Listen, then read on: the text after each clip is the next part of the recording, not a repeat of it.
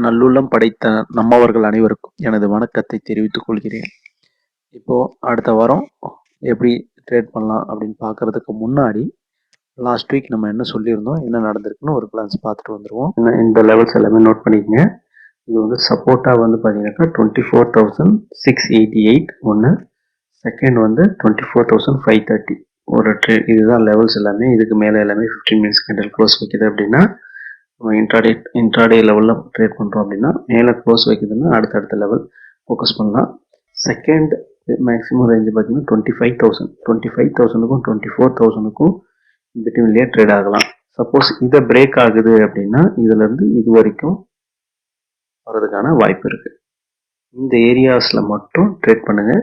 மற்றபடி வந்து ரொம்ப கன்சால்டேட் ஆகுது உள்ளவே இதுக்குள்ளேயே ட்ரேட் ஆகுதுன்னா நெக்ஸ்ட் வீக் ட்ரேட் பண்ணாமல் இருக்கிறது பெட்டர். இன்ட்ராடே ட்ரேடராக இருந்தீங்கன்னா இந்த லெவல்ஸ் மட்டும் ஃபோக்கஸ் பண்ணிங்க. இது வந்து நம்ம இந்த லெவல்ஸ் மட்டும் பாருங்கள், அப்படி இல்லைன்னா ட்ரேட் பண்ணாமல் இருங்க அப்படின்னு சொல்லியிருந்தேன். இன்ட்ராடே லெவலில் வந்து நம்ம வந்து ட்ரேட் பண்ணாமல் இருக்கிறோம் அப்படின்னா பிரச்சனை கிடையாது.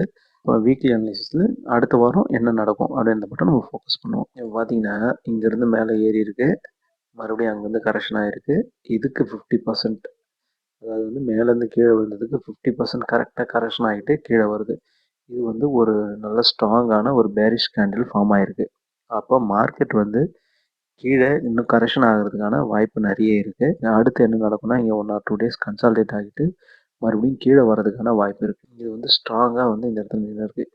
இப்போ இங்கே என்ன மாதிரி கேண்டில் ஃபார்ம் ஆகுதுன்றதை பொறுத்து தான் நெக்ஸ்ட் வீக் டிசைட் ஆகும். இன்னும் கரெக்ஷன் ஆகும் போதா இல்லை வந்து மேலே வரப்போதான்ட்டு.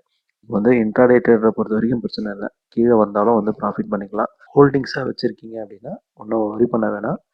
வந்து ரிட்டர்ன் எப்படி இருந்தாலும் வந்து ஆவரேஜ் பண்ணிவிட்டு ப்ராஃபிட் பண்ணிக்கலாம். இது வந்து என்னை பொறுத்த வரைக்கும் மார்க்கெட் வந்து இன்னும் கரெக்ஷன் ஆகிறதுக்கான வாய்ப்பு இருக்குது. ஏன்னா இந்த வேவ் வந்து 50%க்கு மேலே கீழே ஃபால் ஆகிருக்கு.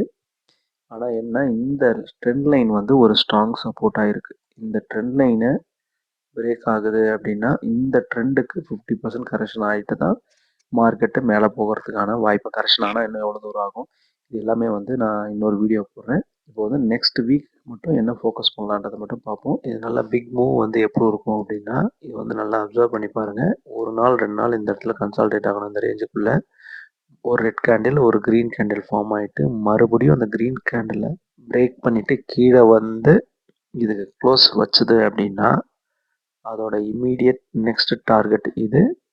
அதுலேருந்து அடுத்த டார்கெட் ஷூராக இது கீழே மறுபடியும் ஒரு ரெட் கேண்டில் க்ளோஸ் வச்சு இந்த ஏரியாவை ஃபோக்கஸ் பண்ணி பாருங்கள்.